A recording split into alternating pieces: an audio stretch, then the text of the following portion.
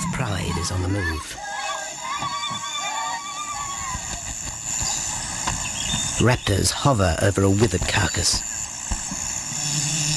But there is scent of fresher meat in the wind.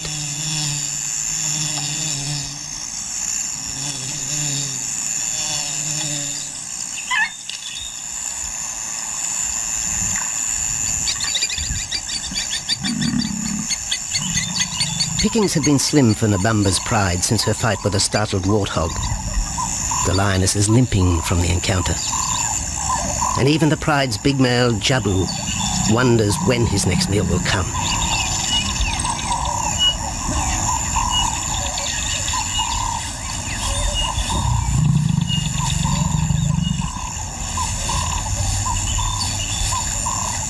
There's been no kill for 3 days, and Nabamba's cubs are hungry. Survival is tough across this tawny continent. And for the lions of Phinda Reserve, etched into the heart of Zululand, only those with speed and cunning will eat.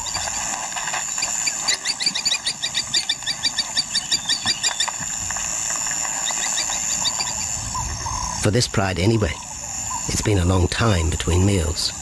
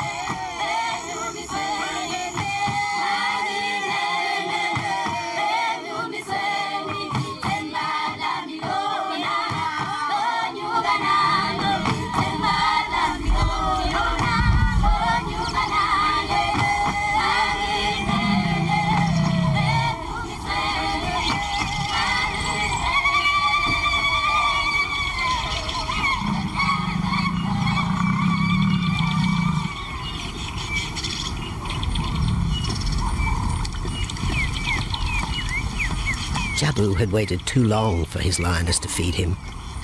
Overnight, his stealth carried him into the path of a careless zebra. The rest of the herd is still skittish.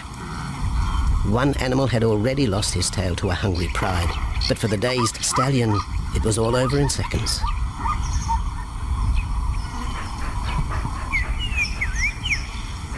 The big male watches his kill from a distance, exhausted by the chase, exhilarated by the sport.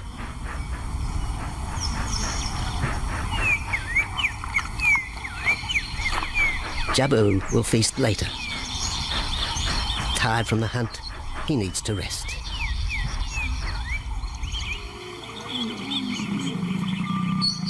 But his prey will be safe. Few scavengers will risk the sudden return of the Lion King.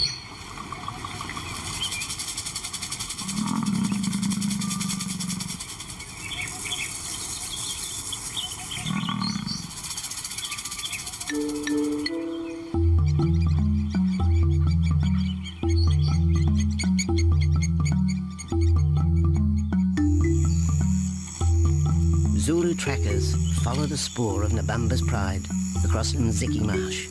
This vast tract of savanna is favoured by the lions in the dry air of winter, but it's a region also shared by Phinda's giraffe and white rhino population.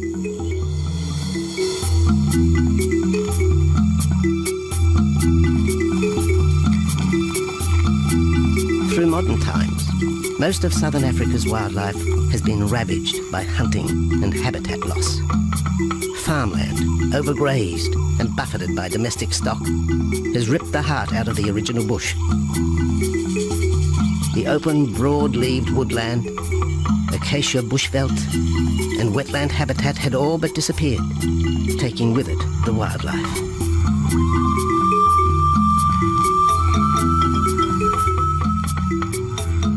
A few years ago, the Phinda Project was born. 17,000 hectares of farmland bought up in KwaZulu-Natal along South Africa's eastern seaboard. What followed was the largest game restocking program ever seen on the subcontinent.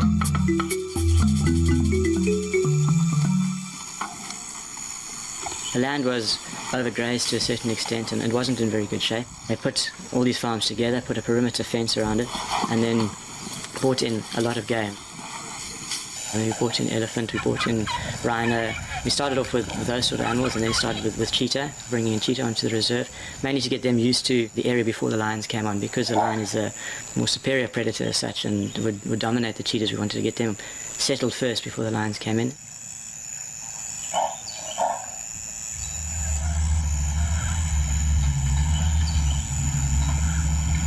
Andrew Lewis is habitat manager at Phinda, one of those committed to the restoration of southern Africa's ecosystem. Phinda is the Zulu word for return, and the aim of his company, Conservation Corporation Africa, is to return the land to its traditional wildlife and at the same time restore the habitat to its original state.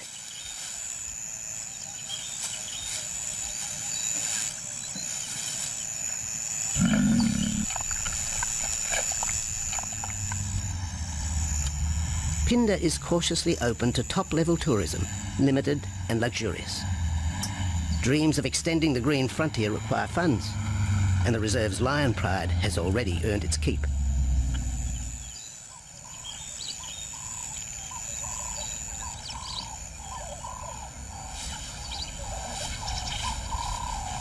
The lions on this property are actually generating revenue for the property through ecotourism, and that they are a benefit to the wildlife because of the draw card. There's a few animals, lions, elephants, for example, and rhinos, and possibly giraffes, but those are your main ones that people come to see. And we've been very fortunate to be able to have lions on the property, and I think those lions that we have given us amazing value for our guests, and by getting a guest in here, we're getting revenue into the area, and that's benefiting wildlife as a whole.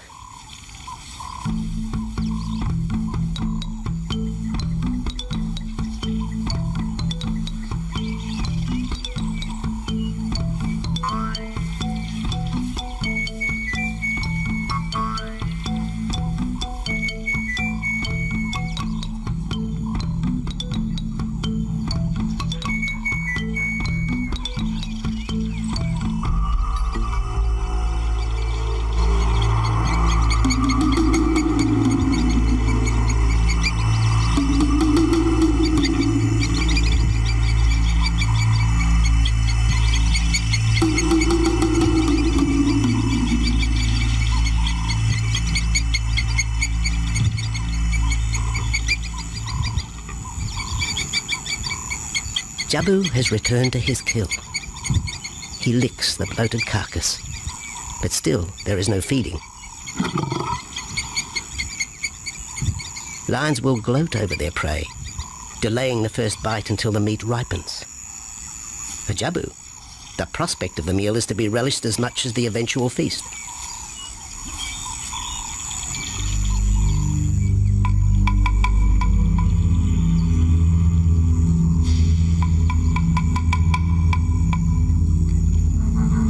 Meanwhile, Nabambo's pride is on the prowl.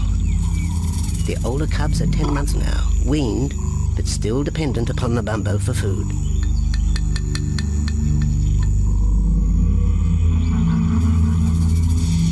The cubs are learning to stalk, but they won't kill for another 6 months. Young male lions are usually ejected from the pride when they are about 2 years old. Fending for themselves, they form hunting groups with other isolated males.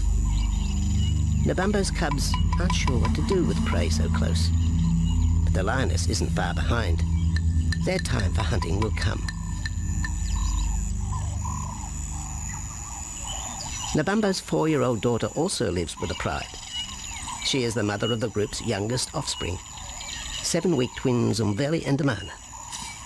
The little cubs have been hidden since birth, and now stay close within the protective circle.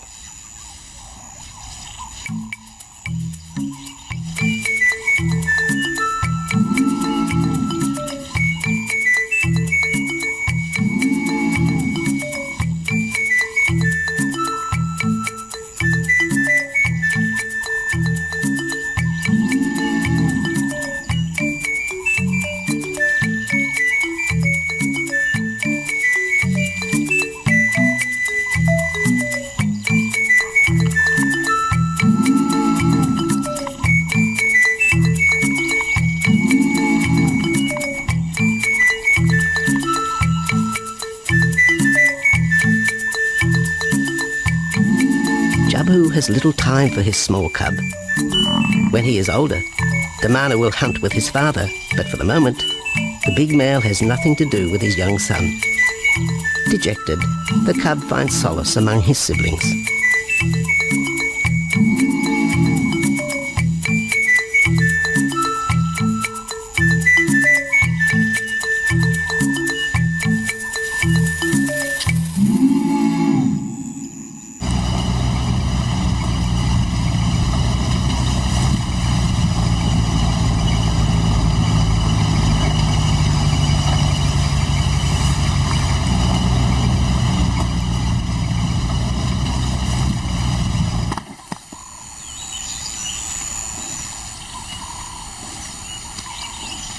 A young giraffe lies helpless in the grass. The animal's complicated vertebra means it is unable to rest its neck for any length of time. Lack of mobility means blood to the brain slows, leaving the animal disabled.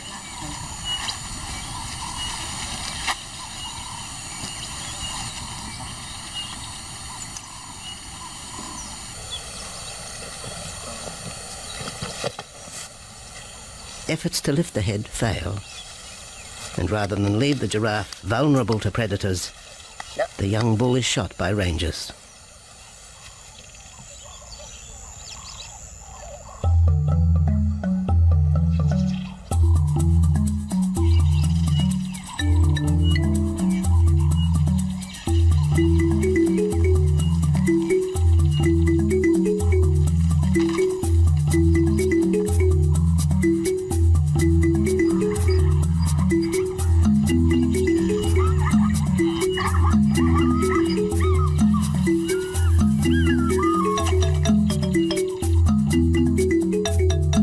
Activity by the waterhole rekindles the interest of the pride.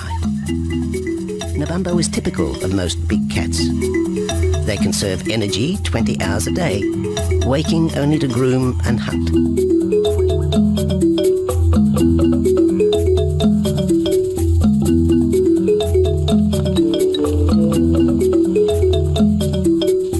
The lioness shows little sign of her injured leg, but the tusks of the warthog have torn sinew and muscle, slowing her in the pursuit of prey.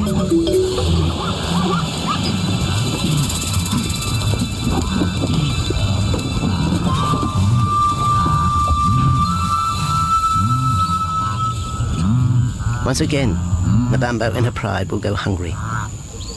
But the big lioness senses another kill nearby.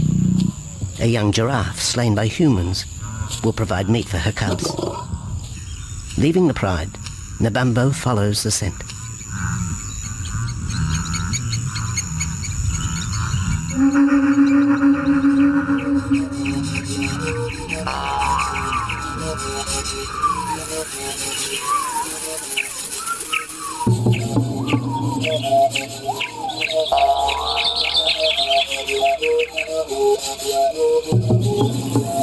Left alone, the older cubs know the drill. They will wait for Nabambo's call to take them to the kill.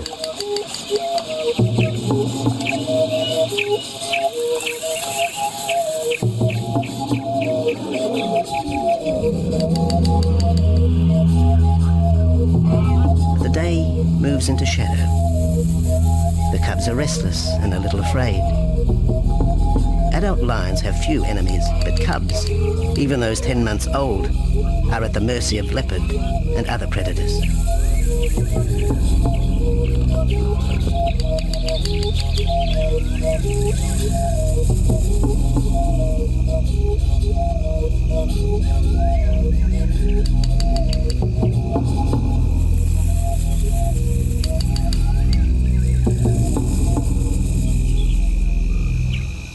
Nabambo has reached the kill, but her daughter is there first.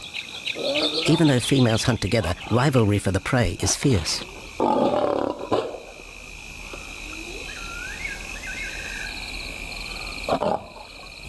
The big lioness begins the trek back for her cubs, but the youngsters have heard her call and they meet halfway.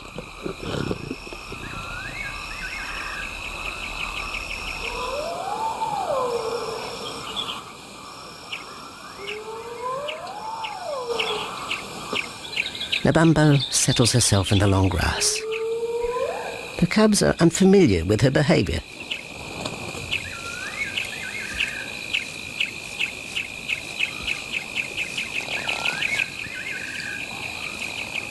A female will usually head the charge with any kill, splitting the hide of the victim and leading the way for the pride to eat. But there is human scent around the giraffe, and the big lioness is cautious.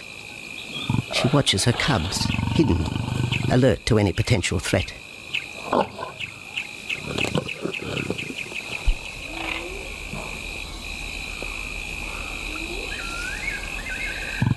The cubs are curious, confused by this new smell.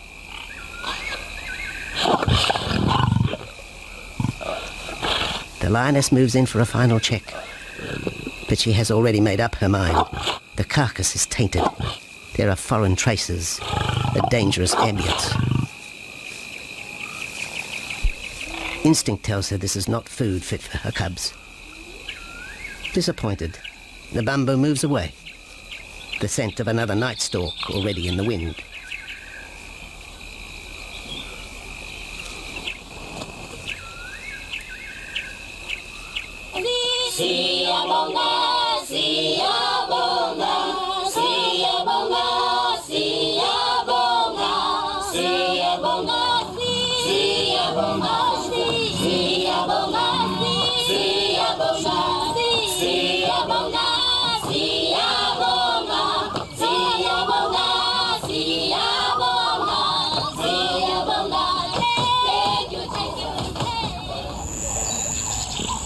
After 2 days, Jabu has returned to his kill with another younger male. 3-year-old Tembi is a son from a previous liaison with Nabambo, and the two paired up after Tembi was ousted from the pride.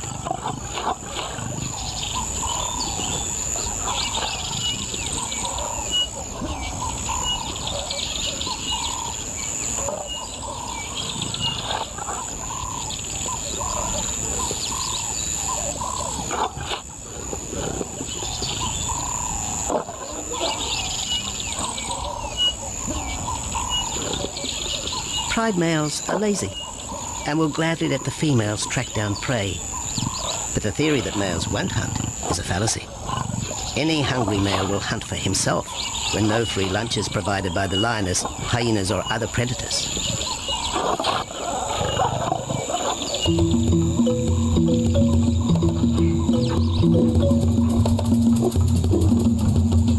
Smaller creatures scatter in the vicinity of the two lions, but there will be no hunting for a while.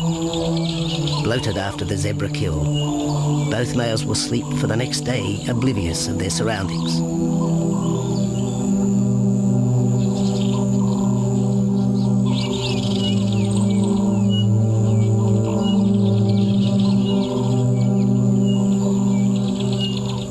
Lions hunting in pairs or groups have a success rate of around 30% in daylight, but studies show single hunters are more successful at night.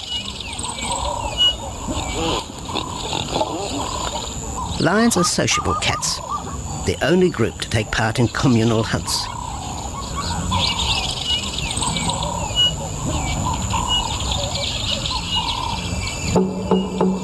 Ambush is an important part of the lion's strategy.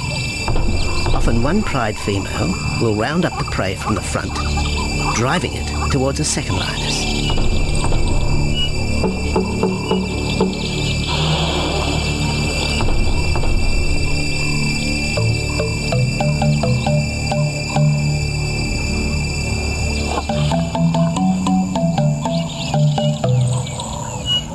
As in most cases, the pride male will only get involved if he has to.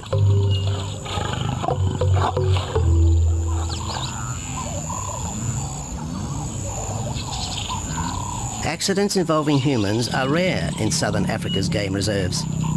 Our primal fear of being eaten has been well documented, but in fact, lions seldom attack if they're not provoked. At Phinda, great care is taken to limit the number of people viewing game. Emphasis is placed on causing the animal as little stress as possible.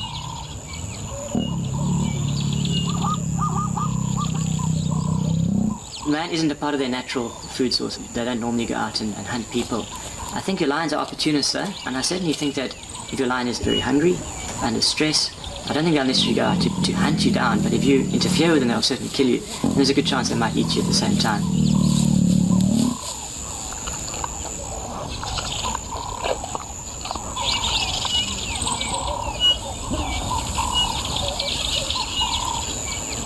With all animals, it's how you treat them is what's the reaction you're going to get back from them. Certainly at Phinda, all our guides go through a training course and they're all brought up to a certain standard. There is a certain operating ethic with regards to viewing animals, and we certainly try and be as sensitive to the animals as possible.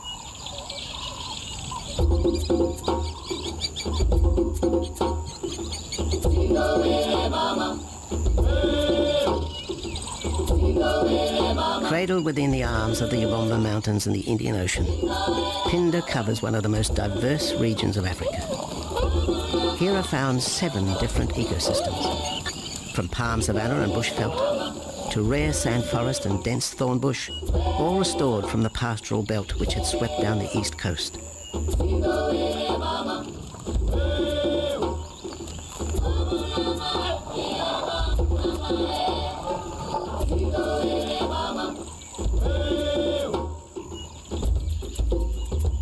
Where cotton, pineapple and cattle farms once stood, lion now roam their habitat again, alongside some traditional neighbours.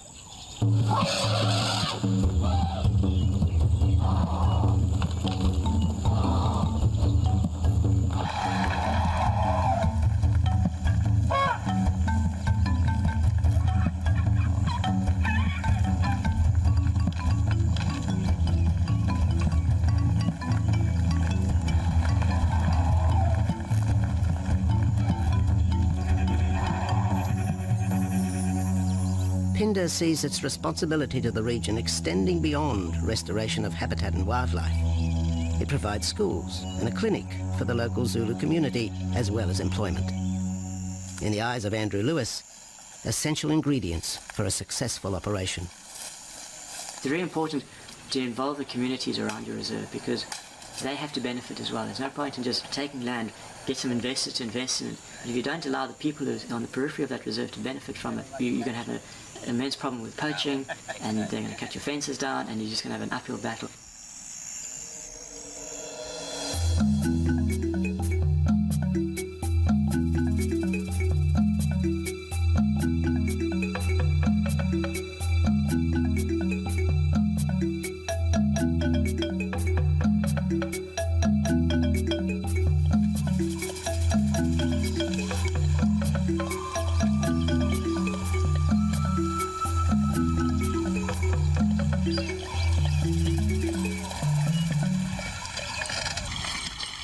In 1992, the Phinda lions were among the first of the big 5 animals to be relocated to the reserve.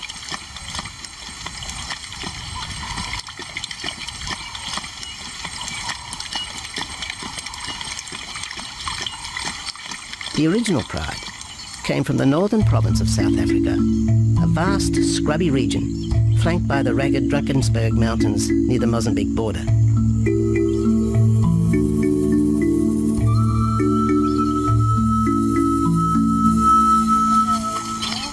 Peter Rogers helped round up Phinda's first pride, handling the lion's capture and subsequent move south. Today, he's head vet at the Hoedspruit Research and Breeding Centre for Endangered Species, overseeing its cheetah breeding program.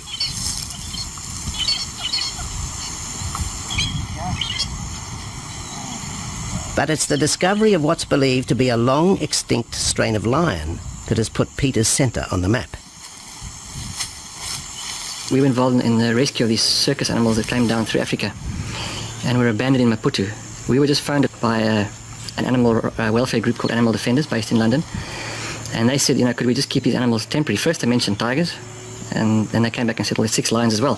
So we said, yeah, we could hold them temporarily just until they found permanent homes for them, but basically get them out of the predicament that they were and the shocking conditions that they were in Maputo and Mozambique.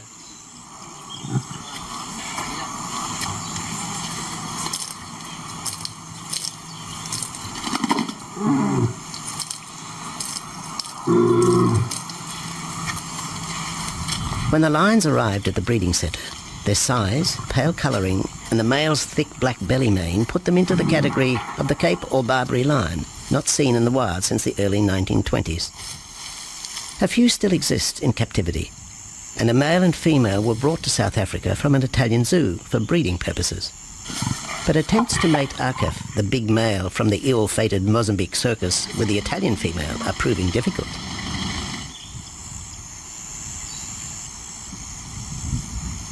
Arcaf is overprotective, even preventing the lioness from eating when the meat truck arrives.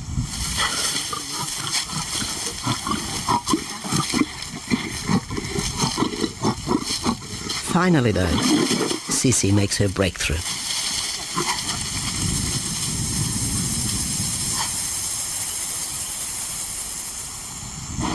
We'll see you up in the front there, Mark. You're going to go to that sort of middle central area. Where are you going to go? In the next enclosure, Arturo, the Italian Barbary male, is about to be sedated. His attention to his sister Sisi through the fence is hampering mating efforts, and Peter Rogers is keen to move the big male. He shoots the dart into Arturo's rump. Arturo has been sterilized, but while his breeding days are finished, he'll live out his days at the center. 1.5 minutes now, so... His female companion, another Barbary from the Mozambique circus, is drawn away by the meat truck.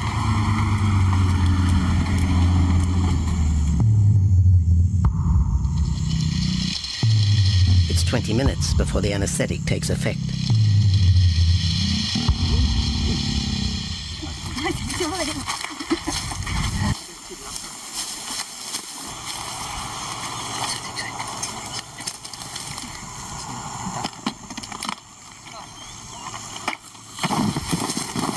It's nice to be the supervisor. Slowly.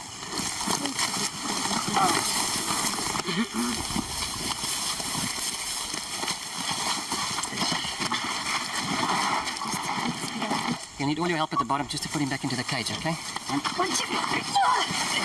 Yeah.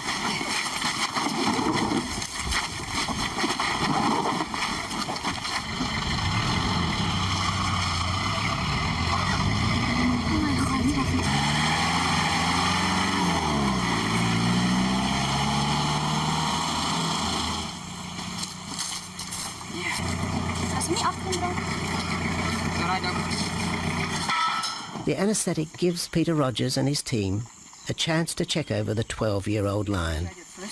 He'll spend a few weeks in this cage before being returned to his enclosure for observation. I still want to inject him with everything, Mark.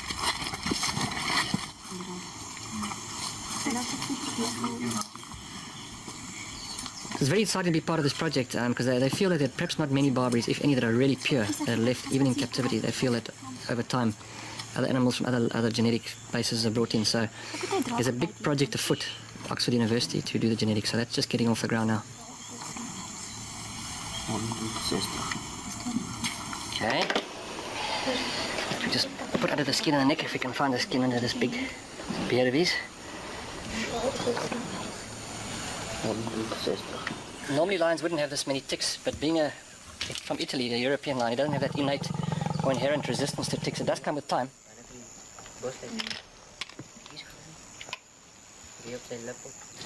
Like a bit of a bit like this. What we can do is put him in there and roll him over inside there. Immediate term now is to get these ones to breed. And we'll take it day by day from there and see how it goes. But the prime object initially was just to get these animals back into good health, and it's developed into something a lot bigger. It's a deadline.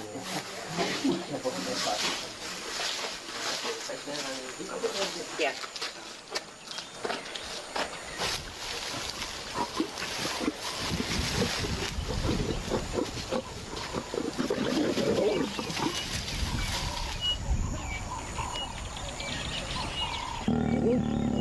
While the breeding centre's lions are healthy, it's not the case a few kilometres away in the Kruger National Park, where TB has ravaged half the population.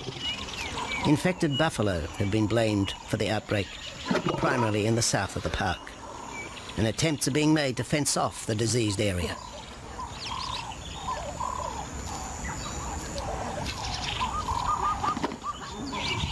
And the lions are preying on infected buffalo. Because it's an exotic disease and not an indigenous disease, the lions are totally naive and they've got no resistance to it. So it's a big problem. It's a very difficult decision to make as to what to do. It's a very topical and heated subject at the moment.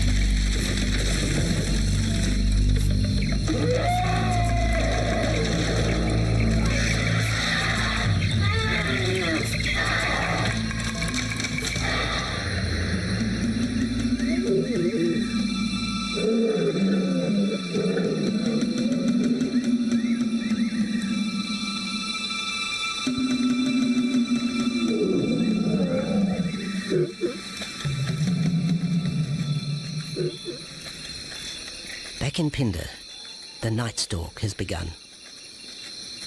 Nabambo keeps her cubs close. They're hungry, but tonight only impala can be tracked down, a morsel for the lioness. Food is scarce at this time of year, so the pride's territory covers a large area. Lions can only afford to be territorial where there is a reliable supply of game.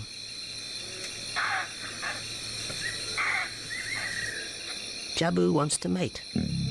He's been with his pride for nearly a year now. But Nabambo would prefer a larger group of males around her. Eventually, though, Jabu will have to join forces with other males to have a chance of keeping this pride. The big male is only 7 years old and a fine specimen, weighing in at just under 200 kilograms. For the moment, he's secure. Although tonight, Nabambo has hunting on her mind.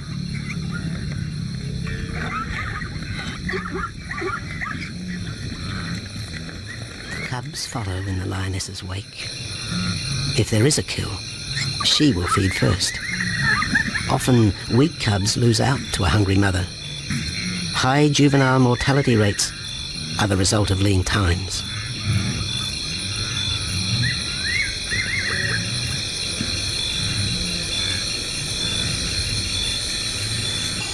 Jabu has had enough. He's been walking for hours. Sleep is more important. And the zebra he ate 2 days ago will suffice for another night.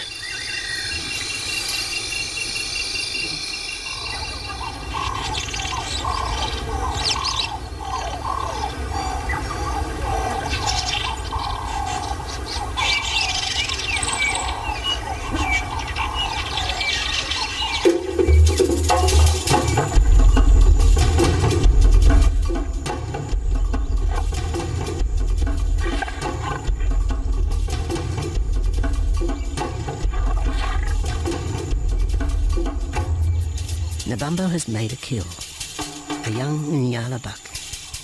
It's been 3 days since the pride is eaten, and this will provide meat for them all. But the lioness will eat first.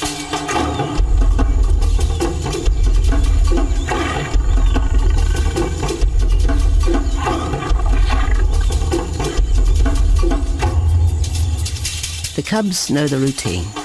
They will get their turn. But Nkosi is hungry. He creeps towards his mother. As the biggest of the cub,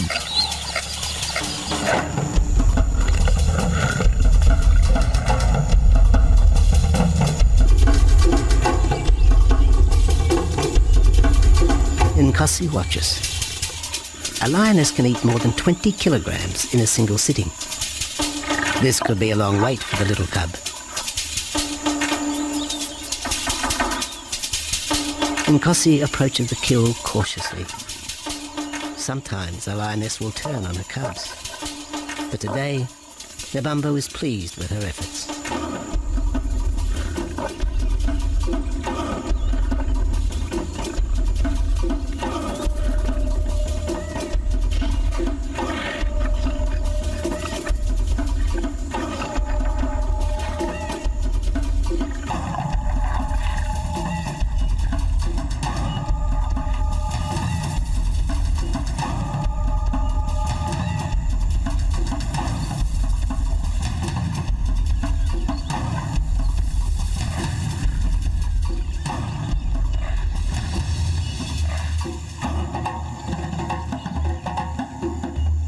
Nabambo has had her fill, for the moment anyway. Lions never eat the stomach of a kill. She will bury it before dragging off the carcass. This way, hyenas and other predators are thrown off the scent. The evidence has been buried. The carcass is no more.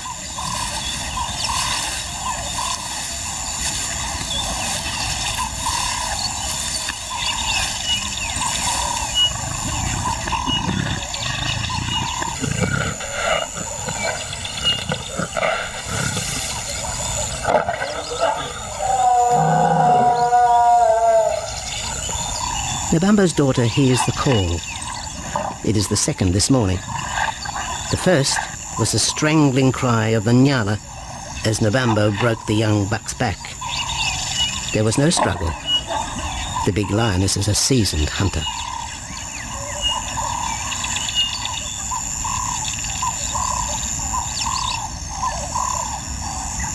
The rest of the pride will feast on the carcass after Nabambo retires. But first, they will drag it into the bushes, away from prying eyes, away from raptors already circling the kill scene.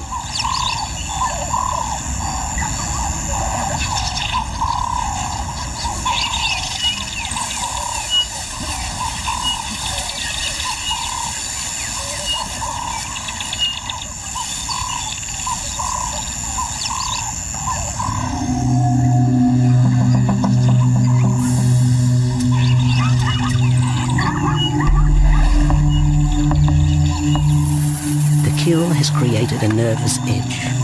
Even the hippo, its bad temper legendary, is flustered, anxious to protect its waterhole. The wildebeest are a favourite prey for lions. Naturally, they feel vulnerable. But for the pride, there is no agitation.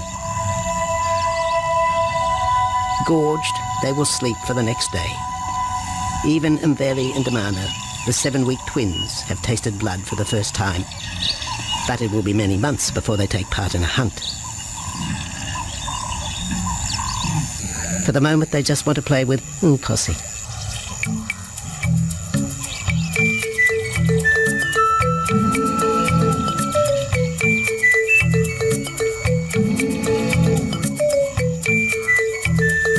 The older cub is beginning to take on the shaggy mane of the bigger males.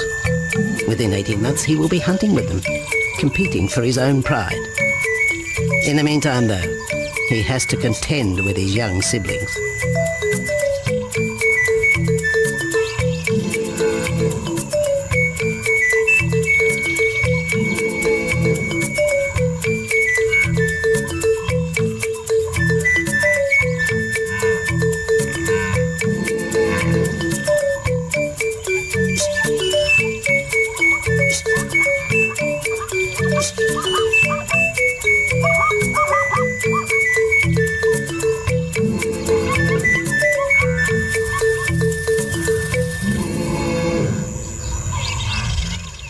Jabu rejoins the pride. He has missed out on the kill, but he didn't share his zebra with the rest of the pride the previous day.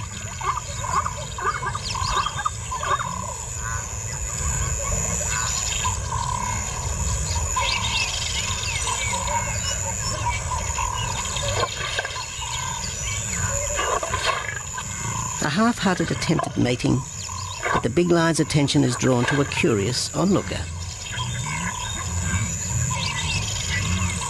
With the pride so close, the giraffe won't be sitting for long. Drinking and sitting is when they are at their most vulnerable.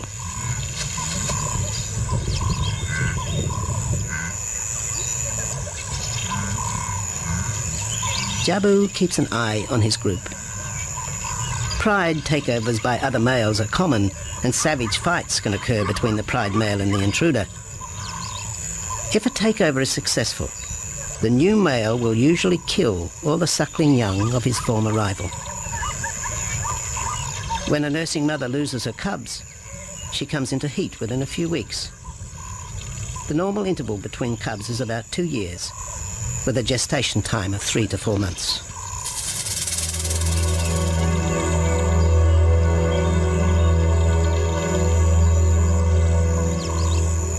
Jabu marks his territory, but it may soon be all in vain. A fresh infusion of lion genes is necessary to avoid the effects of long-term inbreeding. It's likely Jabu and his son Tembi will be swapped for males from another game reserve. This will broaden the bloodlines of future lions and avoid the genetic risks currently facing the pride at Phinda.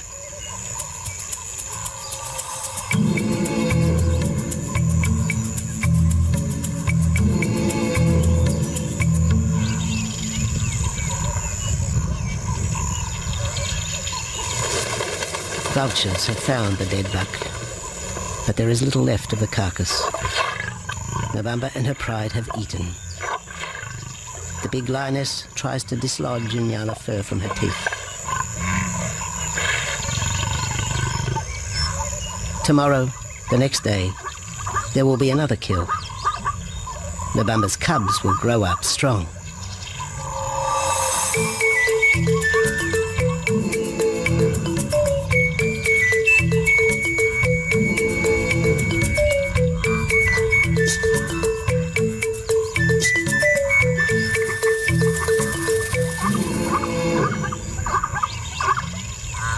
The lion is the greatest of all predators, the essence of all that is Africa.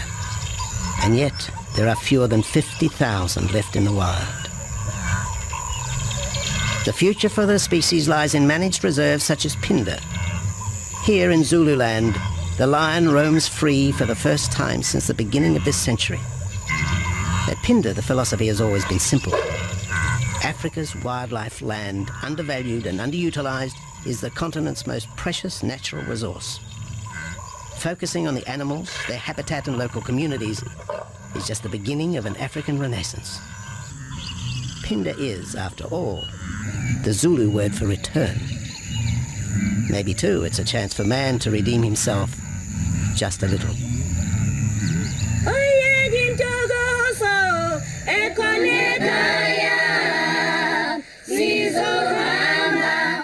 Hallelujah.